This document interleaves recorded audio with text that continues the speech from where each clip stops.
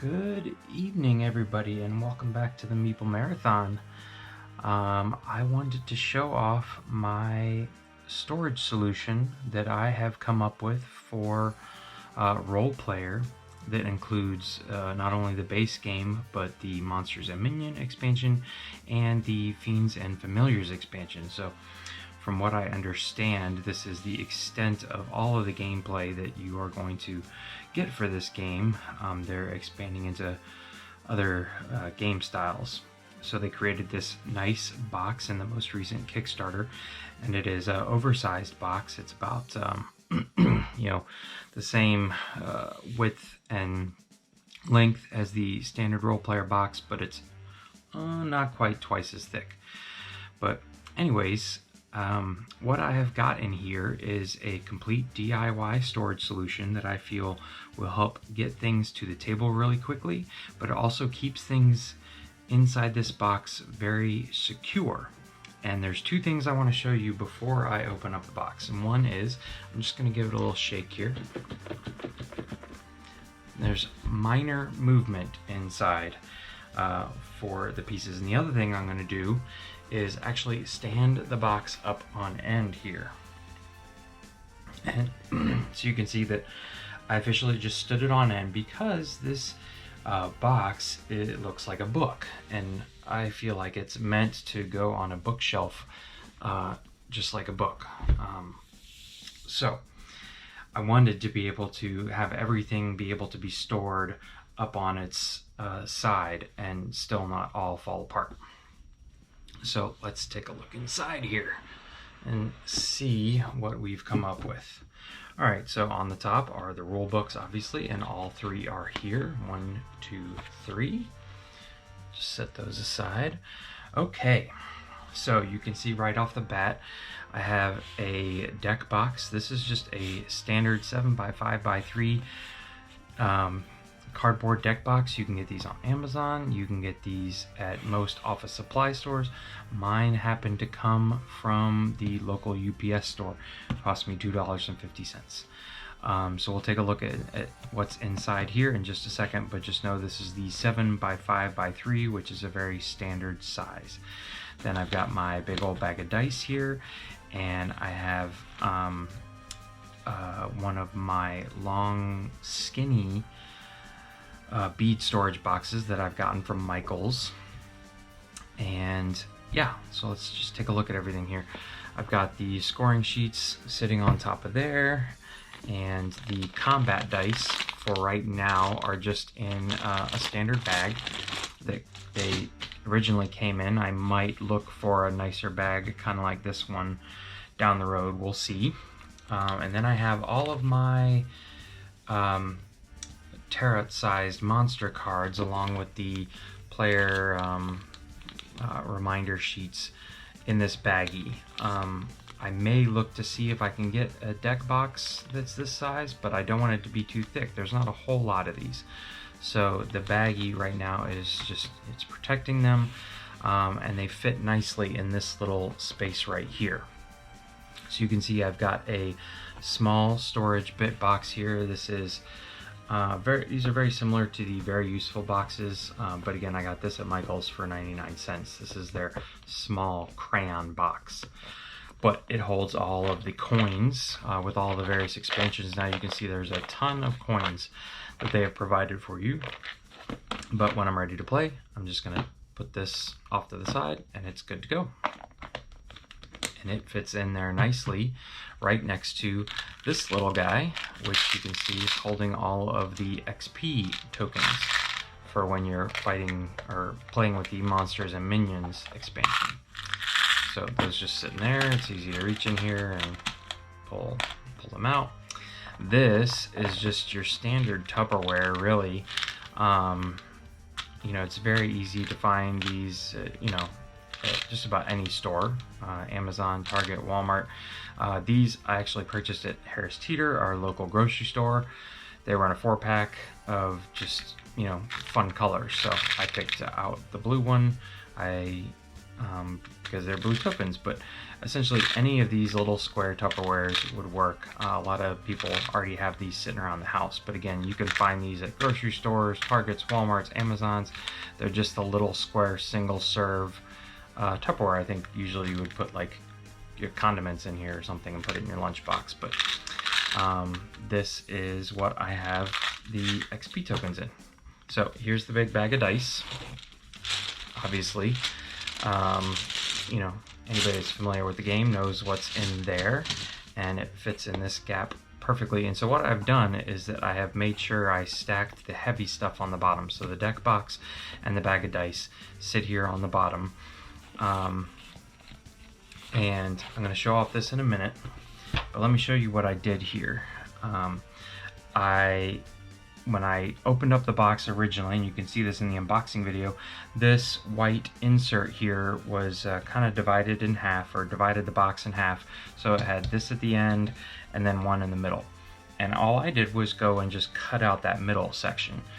The cardboard was, you know, I just basically drew with my X-Acto knife along the creases. It cut really easily, and that created a perfect space for the character boards to fit in and not move around so much. There's a little bit of wiggle room in here, which is going to make them easier to grab out of there, but for the most part those just sit there, and so then when I tip the box over, they're not bouncing around a lot and they sit nice and tight in there.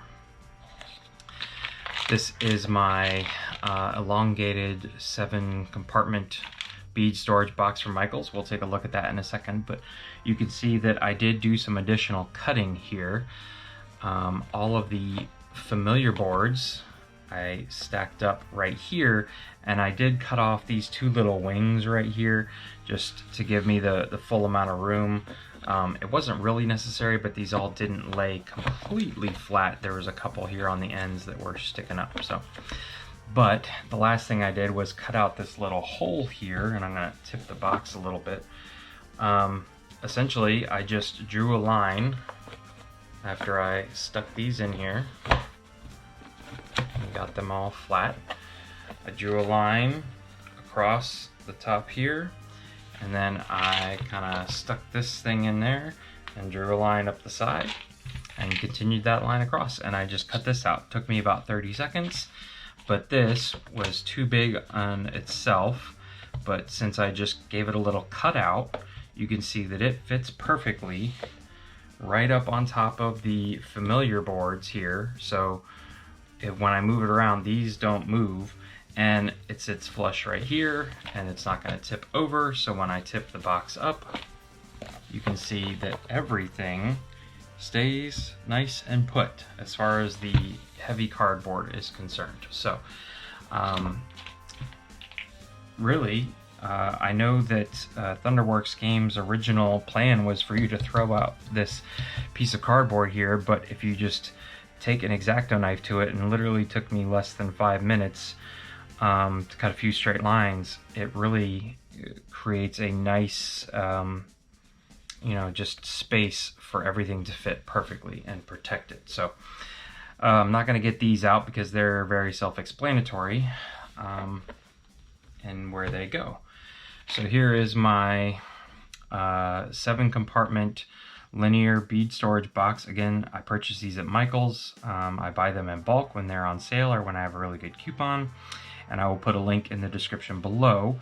But you can see it has this nice locking mechanism here, so you actually have to kind of push in on the side and then open up each one individually. That does make it nice that nothing is going to randomly open up and spill out, but it can make opening them up a little bit of a pain. But you can see these are all the minor tokens. So again, all of my money, because there's so much of it, was in this crayon storage box. But then I've got my charisma tokens, my I can't remember what these, maybe these are XP, I can't remember what those are. Wound tokens, the location, the attack, and the obstacle tokens for the monsters. Each one gets their own divider, and then my first player token sits in here on top of the just cubes for each of the individual players. So it fits in there perfectly, and everything's got its own little home.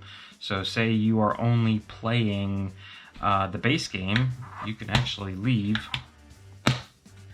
all the rest of these closed. You can grab your things out, and you can just sit this off to the side and pull these out as needed. So that's that. And then the last thing is, again, this is a standard deck box, just cardboard paper deck box. I will probably print off some nice stickers to put on it so it looks a little fancier, but again, you can get these at any office supply store on Amazon. This is the 7x5x3, so it's 7 by 5 by 3 inches tall, and that's the exterior dimensions, just so you are aware. But basically this one non-fancy deck box holds all of the cards except for the big tear up size monster cards. So you can see I have just had some chipboard that I created these dividers, and I at some point will print off some nice card dividers on some cardstock to keep everything separated. So I've got all of my monster secret cards, like the location, the attack, and the obstacle, and then over here is all the alignment cards and a few, and the fiend cards. So I'll put dividers in these so that I can sort through them more easily. But you can see that all of the card stock except for the large monster cards fits in here, and there is enough room. I don't know if you sleeved every single one of these if they would still fit, but there's a pretty good amount of extra space over here. There's certainly enough space high and low, so if your sleeves aren't super thick, it might work, but certainly unsleeved, everything fits in here really nicely. So yeah, and again, when I tip the box on its side, like so, because I want to store it looking like a book, and I open it back up again, everything is still in there nice and neat. So real quick, I'm just going to show everyone how it goes back into the box here. Alright, so there's our box. Again, all of our player boards are put in first at the bottom, and then the familiar boards are put in, tipped over on their side right here next to it. Then I'm going to take my little 7 token thing, fit that in there. I'm going to take my card box and put it over here. I guess technically I could put it over there. It really doesn't matter, but I'm putting all the heavy weight, so all the card stock and the dice are on what is going to be the bottom of the book eventually. So then I will take my coins, put them in on the bottom. So again, you know, this creates a nice firm support from top to bottom. This sits higher than this, so I found that these fit in nicely right there, and then these dice can go on top, and this can go on top. Now everything is almost flush here for your rule books, which means they're not going to get bent up out of shape when you just place them on top. And literally everything is right up to the edge, and so there's not any movement top to bottom, there's not any movement side to side. Everything fits in there beautifully, and there you have it, ladies and gentlemen. Probably roughly around $10 storage solution for Role Player and all the expansions in the big box if you happen to get this big box.